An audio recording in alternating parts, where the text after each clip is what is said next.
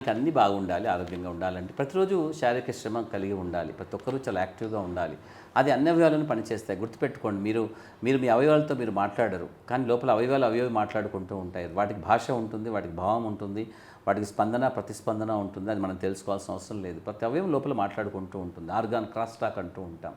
So, ఇప్పుడు ప్రతి అవయవం బాగుండాలంటే కొన్ని ధర్మాలు ఏదైతే ఉంటాయో పనిగా ప్రతిరోజు ఒక ఒక శారీరక శ్రమ కలిగి ఉండాలి. ప్రతిరోజు వ్యాయామం చేయండి, ప్రతిరోజు నడవండి. రెండోది మీరు అడిగారు నీళ్లు. కిడ్నీ పరంగా చూసుకుంటే నీళ్లు మంచిగా తాగండి. డీహైడ్రేషన్ అనేది మంచిది కాదు. కిడ్నీ బాలేని వాడు కూడా కొంచెం నీళ్లు బాగానే తాగవచ్చు. ముఖ్యంగా భారతదేశం లాంటి వాతావరణంలో ఎక్కడైతే మనకి ఉష్ణోగ్రతలు అధికంగా ఉంటాయో ఇటువంటి ప్రదేశాలలో మన నీళ్లు తరచూ బాగా తాగడం అనేది చాలా మంచిది.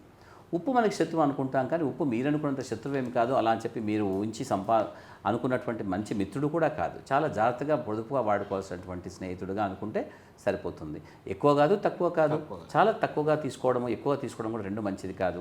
మన భారతీయ వాతావరణంలో మనకు ఎక్కువ చెమట, తద్వారా నీళ్లు, లవణాలన్నీ పోతూ ఉంటాయి. కాబట్టి బహుశా పాశ్చాత్య దేశంలో ఉన్న వాళ్ళకంటే మనం కాస్త ఎక్కువ ఉప్పు తీసుకునే వెసులుబాటు మనకు తప్పక ఉంటుంది. మన పూర్వీకులు కూడా మనకు అదే అలవాటు చేశారు. పచ్చళ్ళ రూపంలో, కూరల రూపంలో, రకరకాల కూరల్లో, ఉప్పు రూపంలో. బహుశా సముద్రం నిండా మనకి చుట్టూ మన సముద్రాలే, సముద్రం నిండా మనకు ఉప్పే ఉంది.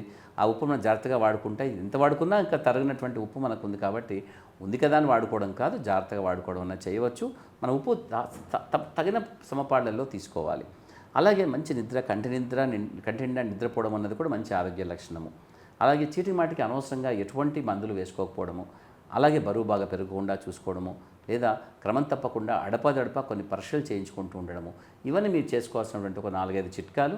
దీంట్లో అందరూ నిజంగా వివిధ గొప్ప చిట్కాలు ఏమీ కాదు. ఇవన్నీ మీరు పాటించగలుగుతారు, అనుకోగలుగుతారు, మీరు భావించగలుగుతారు, వాటిని ఆచరించగలుగుతారు. కానీ ఒకసారి అనుకుంటే ఇవన్నీ మీరు చేయగలుగుతారు.